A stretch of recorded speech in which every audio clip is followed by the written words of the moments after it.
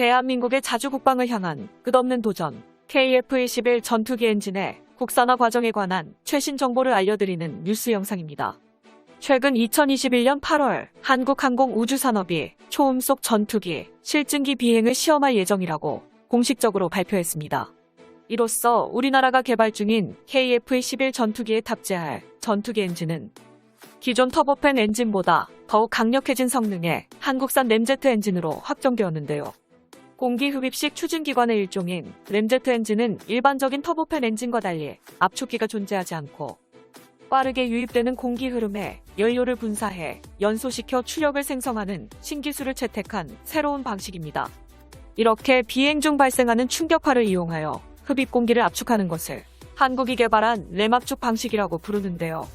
기존 터보팬 엔진은 마하 2 이상부터 초음속 비행 중 발생하는 충격파의 영향을 받아 압축 효율이 심각하게 하락하는 반면 램제트 압축을 이용하면 마하 3 이상의 비행 환경에서도 엔진의 효율이 떨어지지 않으며 램제트 엔진의 구조가 단순하기 때문에 KF-21 전투기의 추진기관으로 매우 적합하다고 한국항공우주산업은 연구 결과를 공개했습니다.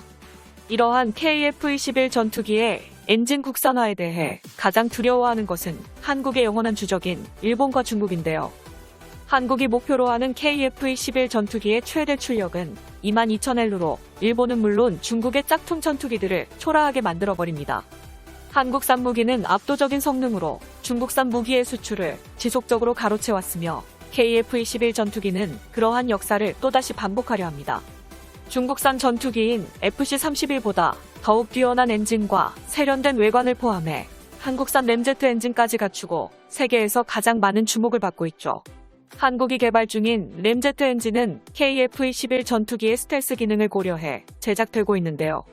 엔진 개발 관계자에 따르면 전반적인 성능 향상과 더불어 스텔스 기능은 물론 우수한 공력 성능을 만족하는 KF-21 전투기만의 독자적인 램제트 엔진을 개발하는 게 핵심 목표라고 언급했습니다. 특히 KF-21 전투기가 고도의 열탐지 레이더 기술에 노출되지 않기 위해서 다양한 스텔스 기술이 고안되고 있으며 그중 하나의 방법으로 엔진 배기 노즐부에는 한국형 로비드 기술을 적용한다고 밝혔습니다. 한국형 로비드 기술로 인해 엔진 온도 하락과 저피탐 성능을 획기적으로 향상시킬 수 있으며 일반적인 원형 노즐에 비해 일정 간격으로 여러 개의 돌출된 형상을 가진 스텔스 형상에 배출구 형상을 갖춘 로비드 믹스를 채용한 것이죠. 이러한 혼합 노즐이 적용되게 되면 저피탐 및 저소음 등 많은 이점을 기대할 수 있습니다. 기존 전투기의 경우 엔진과 엔진을 감싸고 있는 엔진 베이에 구비된 강제 환기 장치를 통해 엔진에서 발생하는 열을 냉각했는데 이것은 항공기 이륙 전에만 활용됨에 따라 중량 및 비용 증가의 주요 요인으로 꼽혔습니다.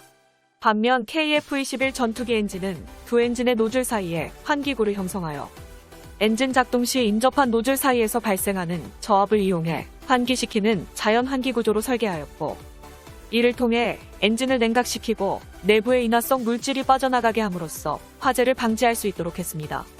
이러한 자연환기 구조 설계는 기존의 강제 환기 장치보다 구조적으로 간단해서 중량을 절감할 수 있으며 노즐 후방에서 발생하는 저압의 세기는 엔진 출력과 비례하므로 엔진 출력이 높아질수록 내부 환기량도 증대되어 고출력 엔진일수록 증가하는 엔진의 온도를 자연적으로 조절할 수 있다는 획기적인 장점이 존재합니다. KF-21 전투기의 엔진 개발 과정이 공개될 때마다 중국 언론들의 반응은 대체적으로 놀라움과 분하다는 반응입니다.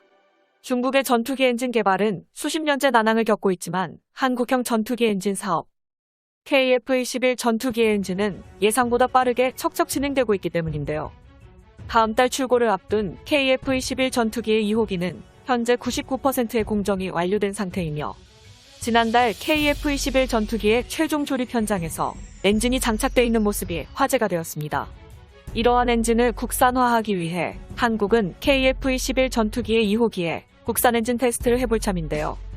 KF-21 전투기에 장착되는 엔진은 미국산 터보팬 엔진으로 한화 에어로스페이스가 제너럴 일렉트릭에게 기술을 이전받아 국산화 부품을 통해 3단계 개발 체계를 완료시켰으며 이러한 기술력은 한국산 램제트 기술에도 고스란히 포함됩니다.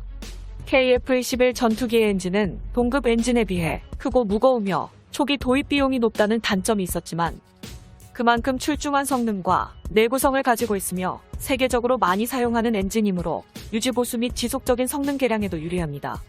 프랑스의 라팔 전투기의 엔진과 유럽연합의 유로파이터 엔진보다 훨씬 강한 추력을 자랑하는데, 이러한 성능을 추월하는 램제트 엔진을 한국이 2030년대까지 개발하는 것을 목표로 두고 있습니다. 중국산 두 번째 스텔스 전투기인 JC-31에 탑재되는 엔진은 러시아산 엔진을 카피한 중국산 WS-13 엔진으로 알려져 있습니다. 중국산답게 추력이 목표 성능에 못 미칠 뿐만 아니라 굉장히 낮은 신뢰성을 보이고 있군요. 반면 한국은 2021년 8월 현재 우리나라의 KF-21 전투기 엔진 국산 화율은 68%로 알려져 있으며, 한민족의 미래를 위해 KF-21 전투기용 램제트 엔진 개발을 위한 국방과학연구소 핵심 국책 사업이 활발하게 진행되고 있습니다.